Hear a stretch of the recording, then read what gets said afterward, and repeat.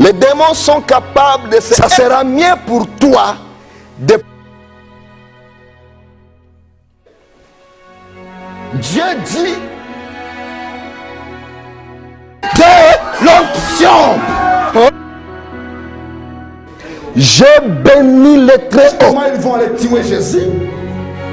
Judas. Apôtre Paul dit, par lui, par ses mensonges, a dit Nebuchadnezzar. La maison de Dieu, le corps de l'homme.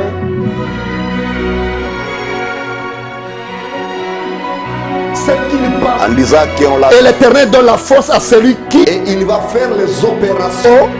J'ai loué. Apôtre Paul dit. Et Daniel a eu une maladie. C'est quelqu'un là, c'est un démon. 2 h du matin. Et puis on l'appelle dans...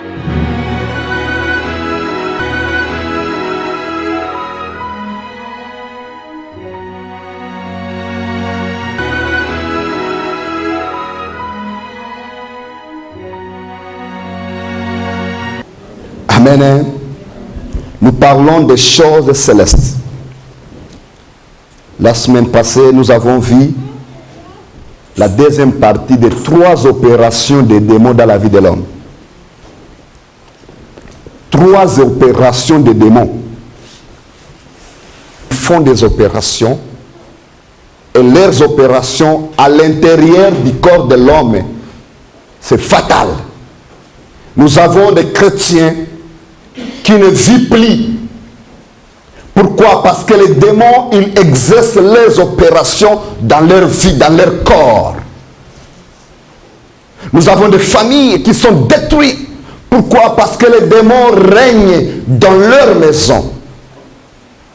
Nous avons les enfants de Dieu, que leur vie n'avance pas, malgré qu'ils prient, malgré qu'ils sont dans l'église.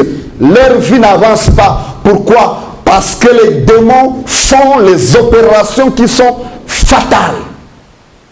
La Bible nous dit, Jean chapitre 10, verset 10, que le malin vient que pour tuer, égorger et détruire. Que notre adversaire, il ne dort pas. Il rôde comme un lion. Et il cherche qui il va dévorer. Bien-aimés, cherchons la face de Dieu. Alléluia. Cherchons la face de Dieu. Jour et nuit. On est rendu aux 3e opération des démons dans le corps des hommes. Mais je vais réserver cette partie parce que ça sera une partie où je vais parler seulement avec les adultes. C'est une partie où je vais parler seulement avec les adultes. Nous avons les jeunes, nous avons les enfants. Alors, un jour, Dieu nous accordera cette grâce. On va séparer les jeunes avec les adultes. Et puis je vais parler de cette partie. Parce qu'il y a des choses qu'on doit être clair entre les adultes. Amen. Hein? On doit être clair. Dans l'ignorance, le peuple de Dieu périsse. Et je ne veux pas qu'un jour Dieu dise, tu n'as pas enseigné, tu n'as pas nourri mes brebis. Notre responsabilité étant que le berger, c'est de nourrir les brebis avec la nourriture convenable. La nourriture aux enfants de Dieu, c'est la parole de Dieu. C'est ce que Dieu nous révèle. Alléluia. Alors ce message, je vais le réserver pour les adultes lorsque Dieu nous donnera cette occasion. Nous allons continuer avec le même thème qui est les choses célestes. Mais aujourd'hui, nous allons changer le sous-thème. Parce qu'il y a plusieurs semaines, on parlait sur les 3 opérations de démons dans le corps des hommes. On a vu beaucoup de choses. On a vu comment les démons influencent notre décision. On a vu que les démons sont capables de pousser l'homme dans sa pensée. On a vu que la pensée de l'homme, c'est le siège. L'âme de l'homme, c'est le siège de sa pensée. Et si les démons peuvent s'infiltrer dans ton âme, tu deviens malheureux ou malheureuse. Ce matin, nous allons avoir comme sous-thème la puissance de Dieu. Amen. Hein? C'est ça le sous-thème. La puissance de qui? De Dieu. Bien-aimé, notre Dieu est puissant. La Bible l'appelle le Tout-Puissant. Le Tout-Puissant. Sa puissance n'est pas limitée. Dieu, sa puissance n'est pas limitée. Et il n'y a rien qui peut épuiser la puissance de Dieu. Il n'y a rien. Dans sa puissance, il fait des millions et des millions de choses. Moins d'une seconde. Moins d'une seconde, dans sa puissance, il fait des millions et des millions de choses. Un jour, quelqu'un m'a dit, si réellement Dieu que vous adorez est puissant, pourquoi vous ne faites pas de grandes choses que Jésus a dit dans la Bible? Laissez-moi vous dire que maintenant, depuis que Jésus est parti au ciel, il y a plus de miracles que ce que Jésus a fait. Le miracle que nous avons dans la Bible, ils étaient faits dans un lieu localisé. Dans un lieu localisé. Mais aujourd'hui, monde entier, il y a des miracles que Dieu fait chaque jour. Si on peut compter, si on peut écrire tous les miracles que Dieu fait chaque jour, ils sont des millions et des millions de miracles. D'ailleurs, de toutes les façons, ta vie, c'est un miracle. Alléluia. D'être en vie, c'est un miracle. Parce que ceux qui cherchent ton shit, ils ne sommeillent point, ils ne dorment point, ils veillent jour et nuit pour nuire ta vie. Mais regarde, tu es là, Dieu t'a fait grâce. C'est un miracle. Le plus grand miracle dans la vie de l'homme, ce n'est pas le matériel. Satan distrait le peuple de Dieu. Au lieu que les gens comprennent que le plus grand miracle dans leur vie, c'est leur communion avec Dieu. Amen. Hein? Le plus grand miracle de l'homme, de Dieu dans l'homme, hein, c'est cette acceptation que Dieu t'accepte être un de ses enfants. Alléluia. Ça, c'est le plus grand miracle. Parce que nous ne sommes pas dignes. Nous ne sommes pas spéciaux. On ne mérite pas ce que Dieu nous a accordé. S'il nous a accordé ce privilège d'être parmi ses enfants, c'est un grand miracle. Et le reste, c'est des choses qui doivent nous accompagner seulement. Amen. Alors, bien-aimé, si tu es après des miracles, cherche que ta relation avec Dieu soit toujours permanente. Ça, c'est le plus grand miracle. C'est pour cela que tu verras dans le Nouveau Testament ou dans l'Ancien Testament, il n'y a aucun prédicateur qui a prêché miracle. Aucun prédicateur. Même Jésus n'a jamais prêché les miracles. Mais les miracles accompagnés. Alléluia. Les miracles accompagnés. Parce que les miracles ne sont pas importants. C'est la relation de l'homme avec Dieu qui est importante. Et les miracles vont nous accompagner. Simple que ça. Si on se base sur les miracles, nous perdons la vraie cause de notre existence. La vraie cause de notre existence, c'est notre relation avec notre Dieu. Alors, bien-aimés, cherchons à développer cette relation avec Dieu. Parce que ça va beaucoup nous aider. Nous ouvrons nos Bibles. Genèse chapitre 1. On a commencé avec Genèse chapitre 1. Je parle ici de la puissance de Dieu. La puissance de Dieu. Genèse chapitre 1. Au début du message, je dis, si on ne comprenne pas Genèse chapitre 1, ça ne sera pas facile que nous comprenions l'Apocalypse non plus. Amen. Hein? Si tu ne comprends pas Genèse, tu ne peux pas comprendre l'Apocalypse. Au Genèse chapitre 1, nous pouvons étudier seulement Genèse chapitre 1 même pendant 10 ans. Nous pouvons étudier Genèse chapitre 1 même pendant 10 ans. Si nous regardons de Genèse chapitre 1 jusqu'à chapitre 3, il y a beaucoup de mystères qui se cachent. Il y a beaucoup de choses qu'on ne peut pas arriver même à comprendre. Qu'on fasse des années à étudier ces 3 chapitres. Parce que au chapitre 1 jusqu'au chapitre 3, Dieu parle avec des langages qui sont codés. Amen. Hein? Dieu parle avec des langages qui sont codés. Ça nous prend la grâce et la révélation de Dieu pour comprendre certaines choses. De chapitre 1 jusqu'au chapitre 3, bien aimé, c'est là où ça définit l'histoire, le début et la fin de l'histoire de l'humanité. On trouve Jésus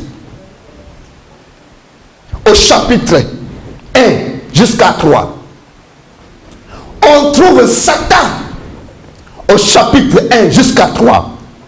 On trouve notre délivrance, la promesse que Dieu a promis. Dieu, il a prophétisé de chapitre 1 jusqu'à 3. Nous allons recommencer au chapitre 1. Verset 1. Ça va faire au moins 11 semaines que nous étudions ce message, les choses célestes. On n'a pas même lu jusqu'au verset 16 du chapitre 1. On va recommencer au verset 1 pour voir à quel point notre Dieu est puissant. À quel point Dieu est puissant. Et lorsque les gens font des blagues avec Dieu, des fois je pleure dans mon cœur. Je dis, est-ce que cette personne comprend qui est Dieu? Bien-aimé, le Dieu que nous adorons, il est tellement puissant, il est tellement grand, il fait des choses tellement compliquées. Et ceux qui connaissent Dieu, la Bible nous dit dans le livre de Jacques que les démons et Satan connaissent Dieu et ils tremblent. Amen. Hein? Les démons connaissent Dieu et ils tremblent. Il n'y a que l'humain qui prétend à connaître Dieu et il niaise avec Dieu. Que Dieu nous aide. Que Dieu nous fasse grâce. Parce qu'on joue avec les faits. Bien-aimés, ne jouons pas avec les faits. Ceux qui connaissent Dieu, ils tremblent devant Dieu. Je souhaite ce matin que tu sois parmi ceux qui vont connaître Dieu. Et quand il s'agit de Dieu, que tu puisses trembler. Alléluia. Que tu puisses trembler parce que Dieu est tellement grand, il est tellement puissant, il est tellement saint. La Bible nous dit que s'il se lève, il se lève seulement au ciel, ses ennemis dispersent. Alléluia. Si Dieu se lève dans sa puissance, ses ennemis dispersent. Les montagnes et les collines fuient devant la face de Dieu. Il est tellement grand, tellement puissant. De toutes les façons, lorsqu'on dit le mot infini, Lorsque l'homme dit les mots infinis, c'est là où ça commence la grandeur de Dieu. Alléluia. À Dieu soit la gloire. Lisons seulement verset 1. Genèse chapitre 1, verset 1. On a lu plusieurs fois ce verset, mais aujourd'hui je vais me focaliser sur un point qui est vraiment très capital. Cet point, ça va nous montrer la puissance de Dieu, la puissance infinie, la puissance illimitée, la puissance de Dieu. La Bible nous dit, au commencement, Dieu créa les cieux et la terre. On s'arrête là. Au commencement, Dieu créa les cieux et la terre. Bien-aimés, ici il y a beaucoup de mystères. Ici il y a beaucoup de choses qui se cachent derrière les textes, derrière ce que nous lisons. On lit seulement au commencement Dieu créa les cieux et la terre. Mais je te dirais que notre langue française est limitée. Il y a des mots, si nous les cherchons dans d'autres langues ou dans les langues qu'on a utilisées dans l'Ancien Testament ou dans les langues qu'on a utilisées pour traduire la Bible comme hébreu, ça nous parle des choses, il y a des mots, ça nous parle des mots qui sont plus profonds, plus riches qu'en français ou en anglais. D'abord, au commencement, que la Bible nous parle ici, c'est le commencement de la création du ciel et de la terre. Ce n'est pas le commencement de l'œuvre de Dieu, parce que Dieu a commencé à travailler avant qu'il fût créé le ciel et la terre. Qu'est-ce qui s'est passé avant la création du ciel et de la terre? Je pense qu'on a déjà parlé sur quelques points. Nous allons le répéter parce que il y a des choses que je n'ai pas dit lorsque j'ai résumé ces versets. Au ciel, au trône de Dieu, il y a un ciel. On a déjà parlé sur ce point. Il y a un ciel au trône de Dieu. Dieu a créé les êtres, beaucoup des êtres, des anges, des archanges, des sphères et séraphins. Dieu a créé des êtres que lorsque nous allons les rémunérer, nous allons trouver qu'il y a d'autres êtres que Dieu a créés. S'ils peuvent apparaître ici, nous allons tous fuir.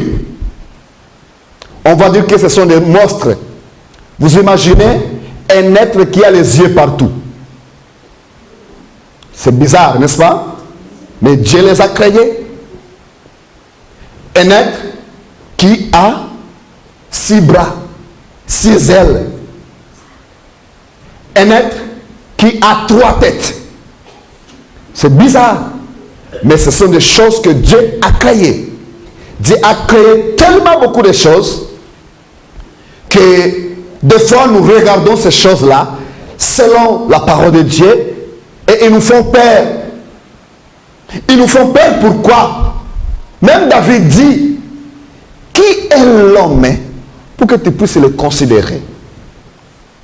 Nous sommes tellement petits, tellement rien, pas même considérés à la poussière, tellement petits, tellement rien, devant un grand Dieu, un Dieu puissant, un Dieu glorieux, mais dans son amour, il nous a valorisés. Alléluia. Dieu nous a valorisés. Dieu t'a valorisé. Dieu t'a fait grâce d'être créé à son image. C'est une grâce, bien-aimée. Il y a des êtres qui sont tellement grands, tellement puissants, tellement terrifiants, mais Dieu ne les a pas créés à son image. Qu'est-ce qu'on a fait? absolument rien. Alors, rendons-lui gloire. Craignons ce Dieu-là. Comprenons que lui n'est pas notre grand-père. Amen. Hein? Marchons selon sa parole. Sinon, ce sera difficile que nous puissions expérimenter sa puissance. Ça sera difficile, bien-aimé, que tu puisses expérimenter la puissance de Dieu. Parce que la puissance de Dieu est manifeste à ceux qui connaissent que Dieu est puissant. Et si tu sais que Dieu est puissant, tu trembleras devant ce grand Dieu. Au ciel, Dieu, après avoir créé tout ce qu'il a créé, Satan fut rebelle. On a déjà parlé sur ce point-là. Satan fut rebelle. Lorsqu'il s'est révolté, on a déjà dit qu'est-ce qui s'est passé. Mais il y a un point que je n'ai pas soulevé à ce temps-là. C'est que je vais soulever ce matin.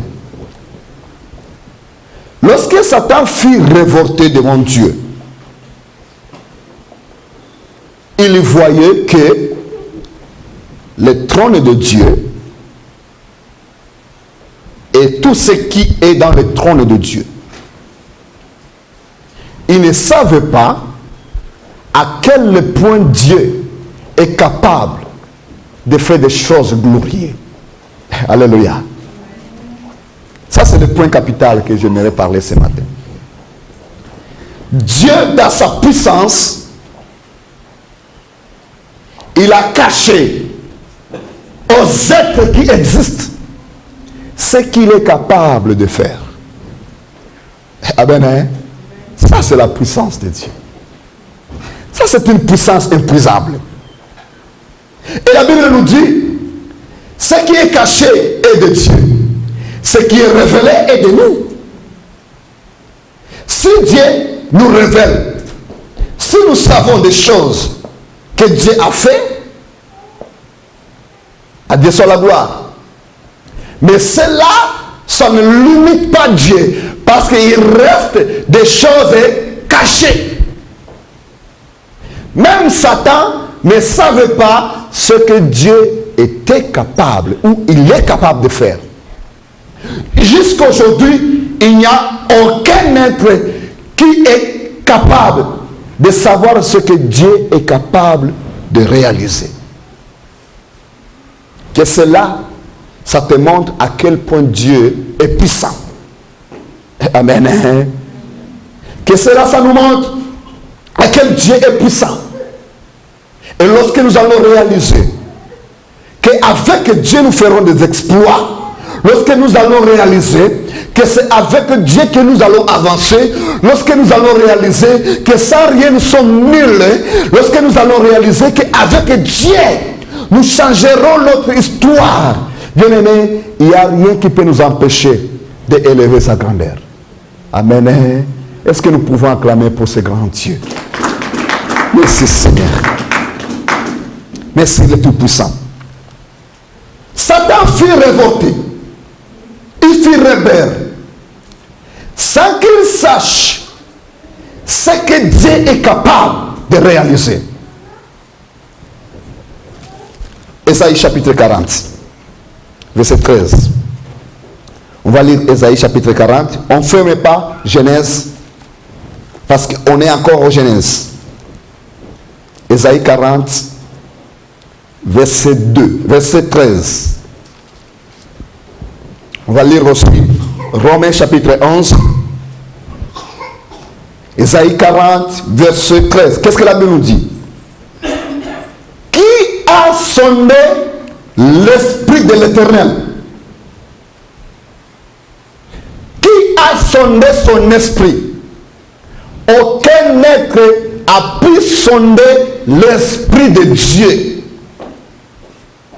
Parce que le mystère est caché dans l'esprit de l'être. Dieu, son esprit est sondable. Ici la Bible dit, qui a sondé l'esprit de l'Éternel? et qu'il a éclairé de ses conseillers. Qui a conseillé Dieu? Personne. Et personne ne peut conseiller Dieu. Amen. Bien-aimé, comme Satan ne savait pas ce que Dieu est capable de faire après sa révolte, Dieu l'a confondu. Dieu l'a confondu. Nous retournons au Genèse chapitre 1. Alors, Dieu créa. Le mot créa ou créer, en français, la langue française est pauvre. En hébreu, ça veut dire bara. Le mot créer, ça veut dire bara. Bara, il a plusieurs significations à l'intérieur de ce mot. Bara, ça veut dire ceci: appeler à l'existence ce qui n'existe pas. Amen. Hein? Si on dit que Dieu a créé, ça veut dire que Dieu a appelé à l'existence une chose qui n'existait pas. Amen. La puissance de Dieu. Voyons un peu de mystère ici. Dieu, dans sa puissance, après la révolte de Satan, Dieu appela. Il appela et la chose fit apparaître. Et ce qu'a fait Dieu à ce temps-là, ce sont des choses tellement compliquées, tellement grandes. Ici, on parle de la galaxie. Ici, on parle des cieux, de toutes les planètes, de toutes les étoiles, de tous les systèmes qui est dans le ciel. Bien aimé, le système qui est dans le ciel, c'est un système très, très vaste et très compliqué à maîtriser. Mais dans un seul mot, une seule parole de la bouche de Dieu, tout fit apparaître. Alléluia. Si tu peux plonger dans cette connaissance de ce que Dieu est capable de faire, bien-aimé, il n'y a rien qui te sera impossible. Amen. Hein? Même la Bible nous dit, l'ange dit à Abraham, qu'est-ce qui est impossible à Dieu? Tout est possible. Tout est possible à Dieu. Dans le vide, où il n'y a rien, absolument rien, on ne voit rien, et Dieu dit aimons, et la chose apparaître. Quelle puissance! Amen. Bien-aimé, Dieu peut faire de toi ce que le monde n'a jamais imaginé. Dieu dit à Abraham, je ferai de toi. Amen. Hein? Je ferai de toi. Cette puissance de Dieu, je vais le partager à trois parties. Pourquoi Dieu est tellement puissant et nous, ses enfants, nous ressemblons comme si nous n'avons pas la puissance comme les magiciens, comme ceux qui consultent les ténèbres. Bien-aimés, je vais diviser cette puissance de Dieu à trois parties pour vous expliquer des choses qu'on se pose souvent des questions. Dans tout ce que je vais vous parler, nous verrons toujours que Dieu, sa puissance est épuisable. Il est tellement puissant qu'il n'y a rien qui peut épuiser sa puissance. Tu peux être plus grand que ce que tu imagines. Tu peux aller plus loin que ce que tu penses, que ce que tu vois. Tout ce qui te manque, c'est reconnaître et réaliser à quel point Dieu est puissant. Le mot bara, ça nous dit appeler à l'existence ce qui n'existait pas. Bien-aimé, dans ta vie, peut-être il y a des choses qu'on ne voit pas. Oui, il y a des choses qu'on ne voit pas. Mais avec Dieu, il peut le faire appeler demain. Amen. Il peut le faire apparaître. Parce qu'il est capable, il peut le faire, il est puissant. Lisons Romains. Romains chapitre 4.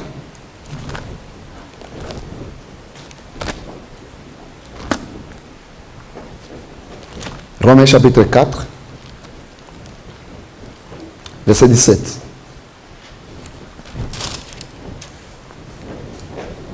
Les hommes même que Dieu a fait grâce, Dieu les a accordé une connaissance. Mais aujourd'hui, ils sont adorés par les hommes. Aujourd'hui, ils se croient des êtres spéciaux. Parce que eux, ils sont capables de concevoir et de fabriquer des choses. On les appelle des génies, on les appelle des savants de ce monde. Un savant, c'est juste un homme qui réfléchit sur quelque chose et fait que la chose existe. Mais être un génie ou un savant, cela ne dit pas que tu es un créateur. Parce que un créateur, il ne mélange pas le produit ou le matériel pour réaliser son projet. La différence entre un créateur et un savant est que un créateur, il ne mélange pas de matériel ou de produits pour mettre à l'existence son projet. Amen. Hein? Si tu es appelé créateur, ça veut dire que tu es capable de faire apparaître des choses qui n'existent pas et des choses qui ne sont pas mélangées pour qu'ils soient existés. Je vais reprendre. Lorsque un savant a fabriqué une ampoule, il a fabriqué une ampoule, il a conçu, il a eu une idée, il a réfléchi. Avant que l'ampoule soit une ampoule, il a fallu qu'il puisse chercher des métals, de plastique et des verres. Amen. Hein? Après avoir trouvé des matériaux, il a mélangé les matériaux et le mélange de ces matériaux a produit un objet. Dans la Bible, dans le langage prophétique ou spirituel, un créateur, c'est celui qui ne mélange pas, c'est celui qui appelle des choses et des choses apparaissent parfaitement. Amen. Hein?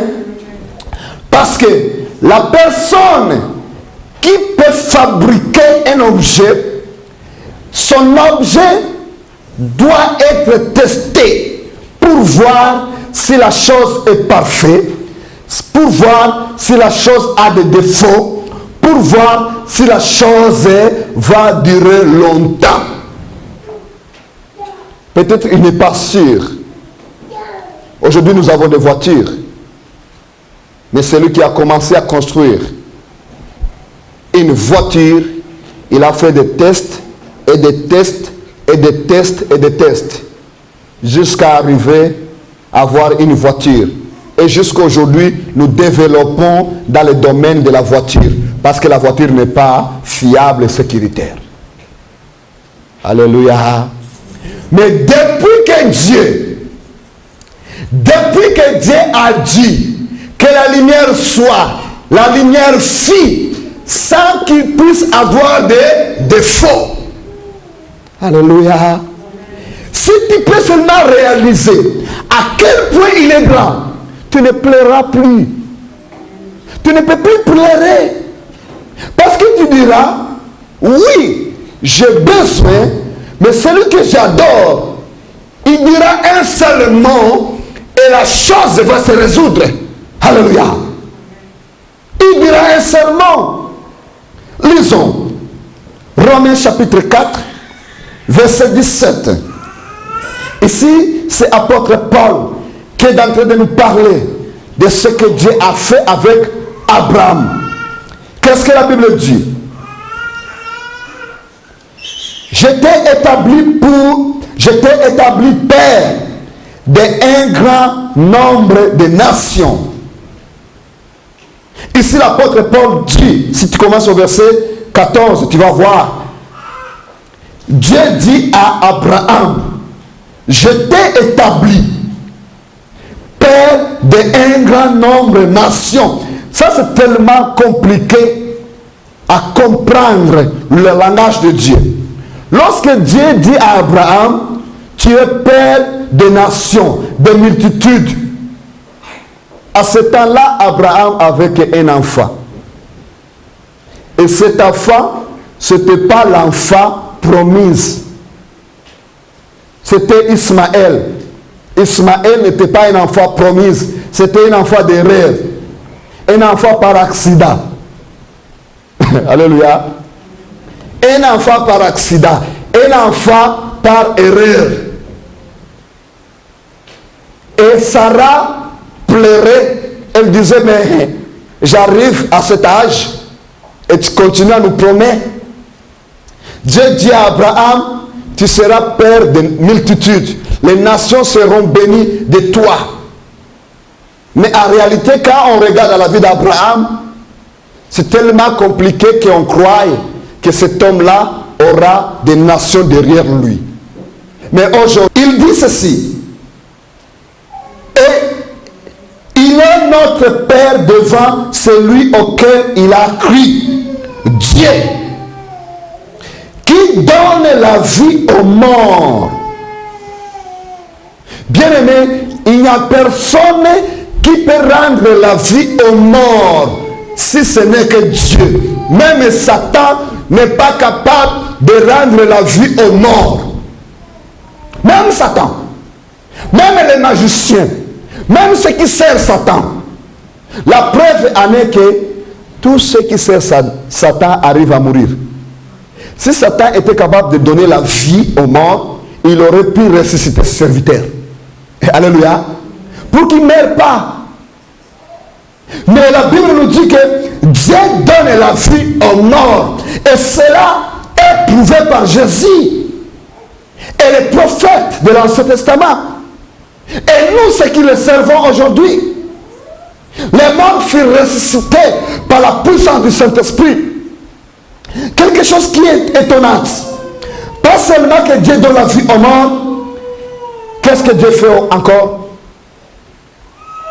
Est-ce que quelqu'un peut lire pour nous? Dieu fait quoi?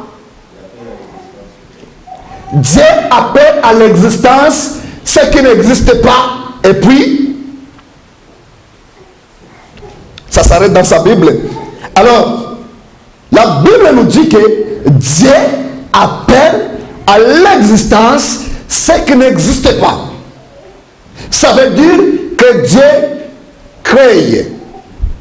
Le mot créer, c'est simplement appeler à l'existence ce qui n'existait pas. Amen. Cette capacité, nous ne trouvons qu'à Dieu seulement. Cette capacité de créer. Si nous prenons seulement cette capacité de créer, il n'y a rien que nous pouvons comparer à Dieu. Absolument rien. Dans cette capacité d'appeler des choses qui n'existent pas et les choses apparaître, ça nous montre à quel point il est puissant et il est grand. Amen. Nous sommes créés dans le vide, dans le néant. Il n'y avait rien, absolument rien. Il a dit seulement, et le ciel est apparu. Et avec tout le système qui existe dans le ciel, parmi ces choses, il y avait sur la terre. Parce que la terre fait partie des choses qui sont dans les cieux. Amen. Hein? Bien-aimé, notre Dieu que nous adorons, il est tellement puissant, il suffit seulement de vouloir plonger dans la connaissance de ce qu'il est. Amen. Si tu peux avoir cette soif-là de vouloir plonger dans la connaissance de ce que Dieu est, je vous le dis en vérité, tu changeras l'histoire de cette humanité. Amen. Parce que Dieu fera de toi ce qui lui semble bon. Et n'oublie pas, Dieu fait ce qui lui semble bon à qui il veut. Amen. Hein? S'il fait de toi ce qu'il lui veut que tu sois, il n'y a personne qui peut l'empêcher. Aucun être, aucun démon, aucune puissance, ni aucun pouvoir qui peut empêcher Dieu de faire de toi ce qu'il lui veut que tu sois. Mais pour que tu sois selon ce que Dieu veut que tu sois, il faut aller plus loin que ce que nous sommes aujourd'hui. Il faut vouloir comprendre qui est Dieu. Sinon, bien aimé, nous allons continuer à pleurer comme nous pleurons. J'ai béni Dieu parce que j'ai compris quelque chose. Dieu est plus puissant que ce que j'imagine. Alléluia. Dieu est plus puissant et plus grand que ce que j'imagine.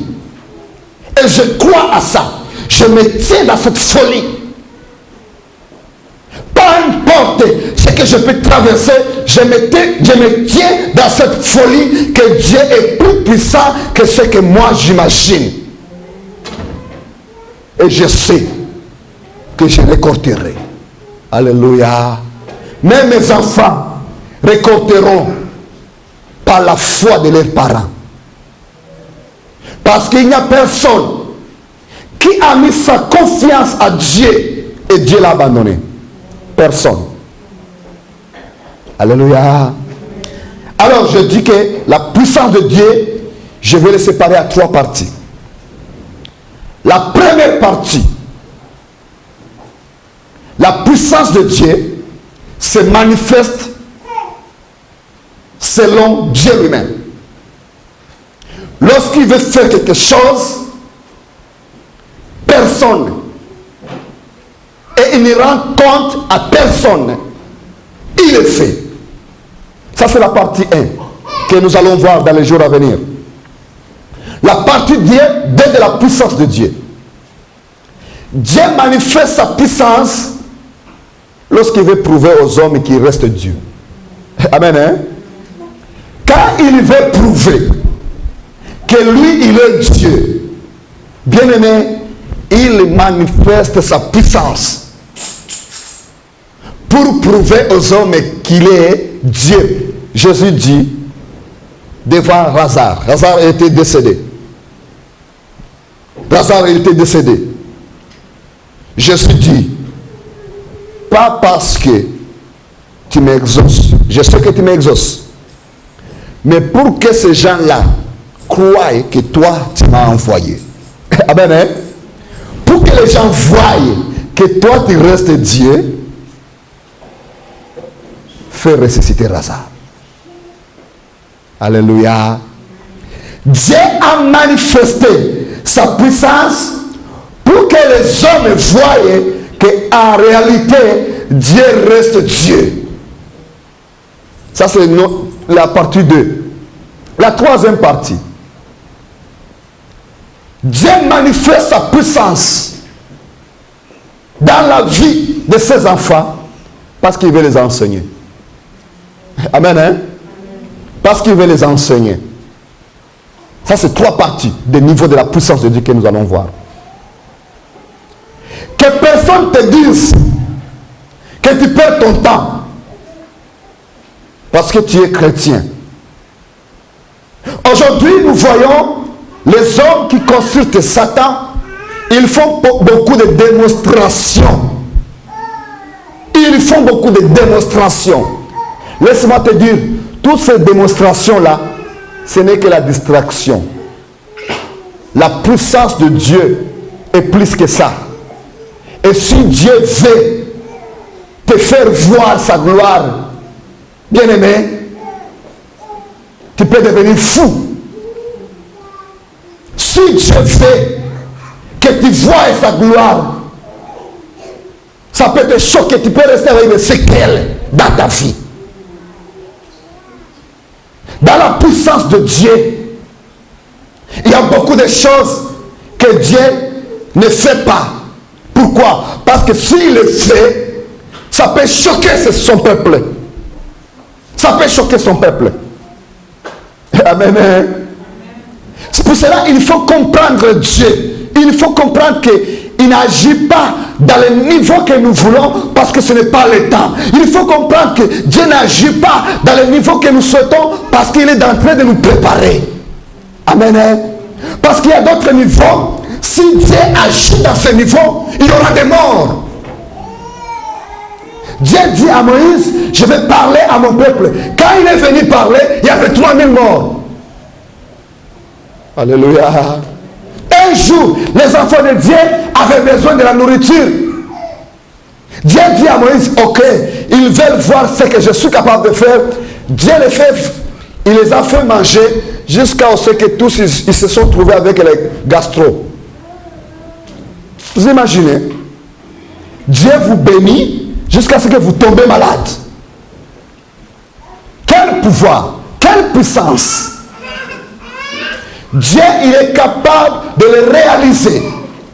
Il te fait bénir jusqu'à ce que tu deviens handicapé ou bien tu deviens paralysé par la puissance de Dieu. Mais il suffit d'être préparé afin que lorsque Dieu, il voudra se glorifier, que tu ne puisses pas être secoué. Alléluia. Amen. Amen. Est-ce qu'on peut acclamer pour les rois des rois? Alors dans les jours à venir, nous allons continuer avec les 3 parties de la puissance de Dieu. Tu vas voir que c'est mieux pour nous de patienter et de comprendre que Dieu, il n'est pas épuisé. Il le fera et il le fera plus que ce que nous le demandions. Amen. Nous allons nous lever.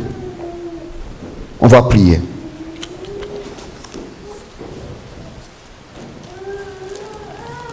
Bien-aimé, dans sa puissance, il te appellera. Dans sa puissance, il fera de toi l'homme qui changera l'humanité. Dans sa puissance, Dieu dira un mot. Un officier dit à Jésus, je sais ce que tu es. je sais ce que tu es. Est-ce que tu sais ce que Jésus est? Cet homme dit à Jésus, je sais ce que tu es, tu n'as pas besoin de venir dans ma maison, dis seulement un mot. Dis un mot. Parce que je sais ce que tu es. La puissance de Dieu. La puissance de Dieu. Si tu sais ce que Dieu est, tu ne peux pas te lamenter, tu ne peux pas pleurer. Parce que dans sa puissance, il dira un mot. Et des choses invisibles seront visibles. Tu vas prier, tu vas dire, Seigneur, aide-moi de comprendre ce que tu es. Pour que je ne puisse pas pleurer comme monsieur, madame, tout le monde. Prions.